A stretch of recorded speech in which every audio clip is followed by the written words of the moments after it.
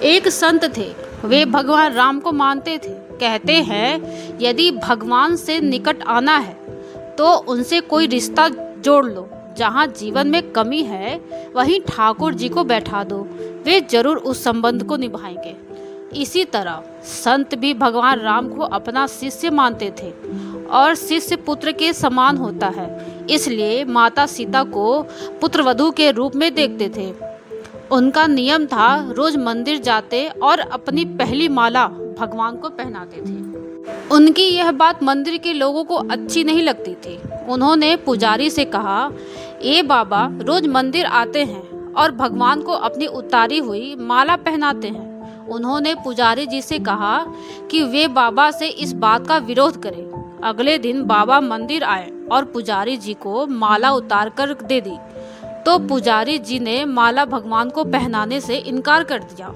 साथ ही कहा कि यदि आपको माला पहनानी है तो बाजार से नई माला लेकर आए, ये पहनी हुई माला ठाकुर जी को नहीं पहनाएंगे।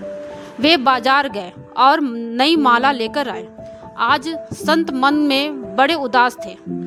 अब जैसे ही पुजारी जी ने वह नई माला भगवान श्री राम को पहनाई, तुरंत माला अपने आप टूटकर नीचे गिर गई। उन्होंने फिर जोड़कर पहनाई, माला फिर टूटकर गिर गई। ऐसे 3-4 बार किया, पर भगवान ने वह माला स्वीकार नहीं किया।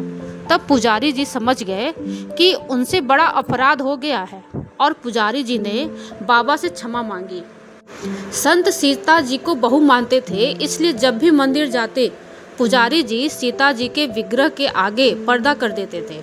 भाव ये होता था कि बहू ससुर के सामने सीधे कैसे आए और बाबा केवल श्री राम जी के दर्शन ही करते थे। जब भी बाबा मंदिर आते थे बाहर से ही आवाज़ लगाते थे, पुजारी जी हम आ गए, और पुजारी जी झट से सीता जी के आगे पर्दा कर देते थे। एक दिन बाबा ने बाहर से आवाज़ लगाई, पुजारी जी हम आ गए। उस समय पुजारी जी किसी दूसरे काम में लगे हुए थे, उन्होंने सुना नहीं। तब सीता जी ने तुरंत अपने विग्रह से बाहर आई और अपने आगे पर्दा कर दिया। जब बाबा मंदिर में आए तो यह देखकर पुजारी जी को बड़ा आश्चर्य हुआ कि सीता जी के विग्रह का पर्दा तो लगा है। पुजारी बोले, बाबा आज आपने आवाज़ तो लगाई ही नहीं। बाबा बोले, पुजारी जी मैं तो रोज की तरह आवाज़ लगाने के बाद ही मंदिर में आया था। यह सुनकर पुजारी जी और बाबा समझ गए कि सीता जी ने स्वयं अपने विग्रह के आगे पर्दा किया था। आज से हम मंदिर में प्रवेश ही नहीं करेंगे। अब बाबा रोज मंदिर के सामने से निकलते और बाहर से ही आशीर्वाद देकर चले जाते। दोस्तों, भगवान से अगर रिश्ता जोड़ लिया जाए तो वे भी संबंध को निभाते जरूर हैं। सच्चे भक्त को कभी निराश नहीं करते हैं।